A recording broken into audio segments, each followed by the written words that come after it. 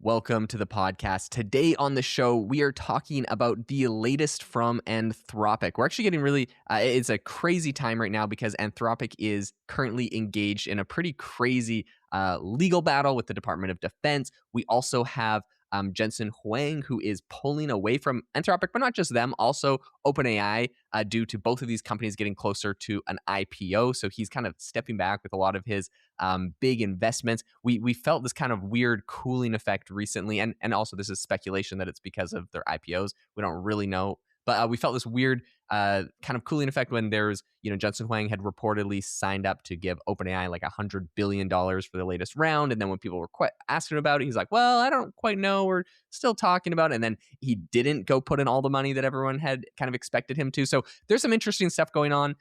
But Connor, I want to kick this over to you and kick us off a little bit with kind of the state on the ground with Anthropic and the Department of Defense, because so much has happened in the last 2 weeks here. There's no way this is not going to change by the time you are hearing the sound of our voice here, because it takes us a certain amount of time to upload these podcasts. But just to say this, it's just absurd. And wherever you fall politically, forget that for a second. This is it does tend to be an administration, whether you like the administration or not like the administration. It does tend to be a punitive administration, right? They sort of have their enemies and they make that known. And Anthropic just for those of you who don't know, first of all, if you're listening to this podcast, you probably know what Anthropic and Claude is. Guys, people don't, okay? I think you need to understand that people don't. I'm going to say two quick things at the outset. I think I mentioned this on the last pod, Jaeden, but Dario Amodei was on Fox News, right? So it was talking about white collar work. People don't know who Dario Amodei is, who are watching this program. And all the B-roll literally was talking about AI, but it was all ChatGPT logos, people typing into ChatGPT. And people thought they were trolling, but I'm like, no, that's just what people think AI is. So just remember that. Remember that you are in a bubble if you're listening to this podcast. Anthropic, that we love Anthropic. I think Anthropic was maybe our 2024 company of the year, even kind of going back. Okay, so on the Department of Defense stuff, though, oh, by the way, with all this, Claude is getting more known. People are sort of starting to come out and discover what's a very, very, very powerful model in Claude, and probably my favorite. Gemini's a close second. Point being, when you're listening to this, just track along with this Department of War, Department of Defense, whatever you want to call it. They have declared that Anthropic is essentially an enemy of the state, a supply chain risk. It's absolutely insane. It makes no sense. Dean Ball, I think, came out, and then Nick Thompson of the Atlantic amplified. They're if the administration doesn't like somebody, they just try to kill them. So again, I'm not trying to get political. It's just this is what's happening here, because they signed on with OpenAI 2 seconds later, and OpenAI is getting crushed in the realm of the arena of public opinion, even though Altman apparently agreed to the same terms. The terms were 2 terms, guys, if you don't know. Number 1, no autonomous drones without any no AI killing without a human in the loop. And I like what Dario Amodei, CEO, said about this. He said, by the way, Dario Amodei left OpenAI. He was at OpenAI. He came over to build a safer company. So this is par for the course. He just said, listen, folks, the AI is not good enough to make decisions on life or death. And I really, respect him for saying that. And Jaeden, I think you and I would agree. That is probably, you probably have to have a human in the loop on that. The other red line is no surveilling Americans.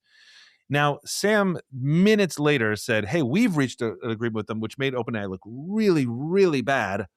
Not necessarily fairly or unfairly. I think it's a little unfair because they agreed to the same terms. It's just that, the administration was we're just sort of put this in Anthropic's face. But again, politics aside, all that kind of stuff, what matters is that what it did for Anthropic in the public opinion was actually pretty good. So, and Claude jumped to number 1 on the App Store. They were top 200 and then top 100.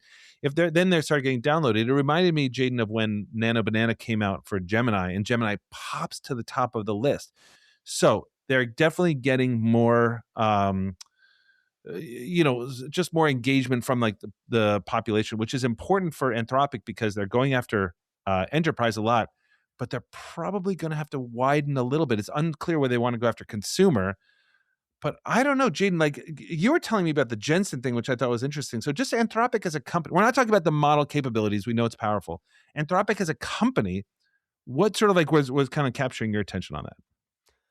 I mean, it's kind of interesting. I think when you're a big tech company, you have to play, not when I say politics, I don't mean literal politics, but you got to kind of Yeah. You have power, and so the powers that be are going to be quite directly interested in you. I think Sam Altman, for what it's worth, has done it. Like, and I'm not even like the hugest Sam Altman stan or anything, but I Yeah. think he's done a really clever job on keeping ChatGPT to the top and OpenAI to the top. In fact, I dislike a lot of the things he does, going from nonprofit to for profit, going like just everything he does. Not a huge fan of, but I have to admit, on a business sense, like and he has grown the company significantly. So there's a couple interesting things like you mentioned there. One of the things that I thought was just like I felt like Anthropic got sort of played by ChatGPT was when Anthropic was kind of going up against this whole Department of Defense thing. And they were like, look, we have these red lines we don't want to cross. And like both of those lines, I think, yes, on paper, those both sound great. Like, I don't want it surveilling Americans. I don't want it, killing people without someone in the loop, autonomous AI. Obviously, I think most people agree with that. Sam Altman's like, yes, we agree with that. That's amazing, Anthropic. Like, you need to stick it to the man, like, stay the course. And then immediately they get kicked out, and OpenAI's like, okay, we'll take that $200 million contract. I was just like, oh my Right. gosh, So right. Sam Altman, you crafty guy. So, anyways, right now, Anthropic is number one in the top charts. ChatGPT is number two, though, so it's not like they're Right. far Right. away. Right. And I think Anthropic's feeling this big surge. Gemini is number three, so not far behind either of them. And what I didn't actually realize is Grok is number eight, which, I like, know. this is all apps. This isn't just like AI apps, right? I mean, we got like Gemini, Google, Threads, Temu, and I guess Grok is number eight. I didn't realize Grok I didn't know was that still either. doing so well. Maybe I need to look back into it. I've been a little it's been a little distasteful to me for a while. But in any case, it feels like we're seeing a big boost. And the other thing that I'll say about these charts is, while it is exciting to go rah, Anthropic is winning, and maybe we like Anthropic, so it's at the top. Honestly, moving to the number one on the top charts behind ChatGPT for number two. I mean, I was looking at the numbers. Like, what you ought to do is like 150,000 downloads a day, and so Claude moved from like maybe I think it was like 100,000, 150. ChatGPT dropped from like 150 to like 100. So they kind of just like Mm-hmm. swapped like 50,000 daily downloads. It for a company like ChatGPT that has 800 or 900 million weekly 900. active Yeah. users, it really doesn't make that big of a difference. I think this is primarily USA based. Could this turn into like a long-term trend? That would be more interesting to me, but is it kind of like a big in the news moment where you have a lot of people that are in the loop, like you mentioned? Everyone's in a bubble. Like, we're in a bubble right now. 90% of people don't know this. 90% of people, when they go try AI, are probably just going to, oh, ChatGPT. This is what I've heard from the other 900 million weekly active users.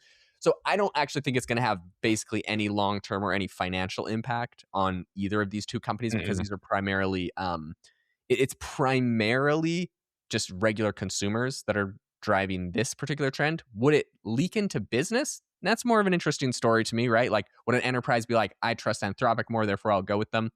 That's kind Yeah, of more well, interesting to yeah, me. Jane, this is what I want. This is the piece I want to ask you about too. And by the way, just a quick plug. Like, if you see sort of like all these apps, if Jaden's AI box has absolutely taken off, which I'm just thrilled about. But this is like the place where you can sort of like just pay. You have certain tiers, but they go up to $19 a month. I think there's one for like $8 or $9 a month too, and you can just try all the latest models. Like, I spend gobs and gobs and gobs of money on all this. And also, but that's just the beginning of AI box. It also has like, workflows in there, marketplaces in there, like you can build things that other people can like buy. It's just like, it's such a cool thing. AIbox.ai, check it out. It's all Jaden and his team. But Jaden, the part I wanted to ask you about on the business side of that then was, so what is the implication? Because like I'm just talking anecdotally. I'm in a lot of companies all the time, obviously with AI mindset, and like what I keep hearing is that like so much of this is like just driven by vibes. Do you know what I mean? Like, oh well, I hear Anthropic is better. Like, and they say like, what do you think? I'm like, I mean, yeah, I think if you're not going to do Gemini, I think Anthropic is like the way to go. And they're like, cool. And I'm like, wait, but I didn't, what? Like, it's just like, or like, of course, Copilot, because they already have it built in. I'm like, yeah, go with Copilot. So when you see this, like the Jensen Huang thing that you were telling me, I think is really worth mentioning. You want to sort of like tap on that? Yeah. So Jensen Huang has been pulling back from OpenAI and Anthropic. And I think the speculation is that this is because an IPO is coming up for both of these companies. But it's kind of tricky as far as what actually happened. So one of the things that recently happened, like I mentioned, was that NVIDIA was going to invest $100 billion in OpenAI last September. And then all of a sudden, NVIDIA kind of pulled back on that. I'm trying to remember the exact number. It was maybe like 30 billion that they put in. So, I mean, it's still a lot of money. You say like, oh my gosh, NVIDIA is pulling back from OpenAI. Okay, they're still giving them a lot of money. But not as much as ended up happening, or as what was kind of predicted before.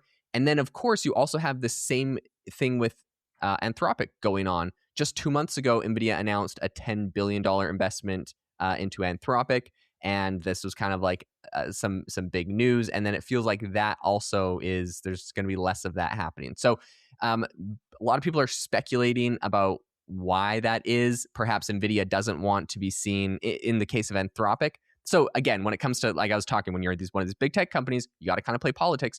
Some people are also speculating, well, gee, Anthropic is falling out of favor with the administration, for better or for worse. Like, that's its own can of worms to open up. But like, do you want to be NVIDIA then, who is obviously quite beholden to the administration? You have chip restrictions, you have 100%. infrastructural investments around the country. Like, NVIDIA needs to basically be friends with whatever the administration is. And so if it's all of a sudden they're like, hey, we're gonna go, like, you guys all hate like Anthropic, don't worry, we're gonna be giving them like hundreds of billions of dollars. That's gonna be kind of bad political capital Yeah, that's a for good point. Anthropic. It's a liability, or for NVIDIA. So it's interesting. We're seeing these knock-on effects. Now, for smaller like startups, smaller companies that are like, hey, we trust Anthropic more for these reasons, we like them more, I think that could be the benefit to Anthropic. But I do think there is like, I think Anthropic actually has to do some work to clear their name in this regard, one way or another. Maybe they got slandered by OpenAI, or maybe they kind of got on the wrong side of the administration. I think they need to do some work to fix that reputation, so that they don't have kind of the knock-on effects of, oh no, now NVIDIA's not going to invest in us. Now these companies Yeah. can't use us anymore. Like, it's kind of bad. So I'm hoping that they get all of that fixed. Right now, it looks like by get that all fixed, they're taking it to court. They're going to challenge their supply chain label in court and fix it that way. We'll see what It's no, happens. but you're right. This is the problem of politics, right? I mean, like, it's funny. Dario sent out a message. It might have been yesterday or whatever when we're recording this, but saying, "Hey, just a note on this. Just wanted to sort of say that, first of all, sorry for that leaked memo where I trashed OpenAI. Like, that was kind of funny because he said OpenAI is like fake safety or something like that. But Yeah, then he yeah. was also like, but our conversations with the DoD are ongoing and all that kind of stuff. And then the DoD they came on a tweet and sort of like highlighted that and said like, hey, we're actually not talking to them. They're lying. I'm like, come on, guys, what are we doing here? So it's one of these like very much like who's going to blink first. But anyway, it's going to be an interesting one to watch. Yeah, this is wild. Guys, thank you so much for tuning into the podcast today. We really appreciate all of you guys being here. It feels like a giant remote co-working space where you guys always leave us thoughts and comments, and we appreciate all of them. All of the reviews you drop on the podcast are a huge help. The one thing I wanted to mention, if you guys haven't tried already, Connor has completely redone his AI mindset course. If you've taken it in the past, this is the time, in my opinion, to retake it with some of the new learnings in there. And if you haven't, you definitely need to get it for yourself and for your department. There's a link in the description to the AI Mindset course, but this is something that some organizations will get literally 10,000 seats for everyone in their company to take this, because it's that transformational. It helps you shift your mindset, how you think about AI, and really, I think it's just designed to give you better results, change your behaviors. Is kind of what he has studied and worked on for a long time. So go check out the AI Mindset course. The complete revamp is done and is pretty incredible. So link in the description. We'll catch you guys all in the next episode.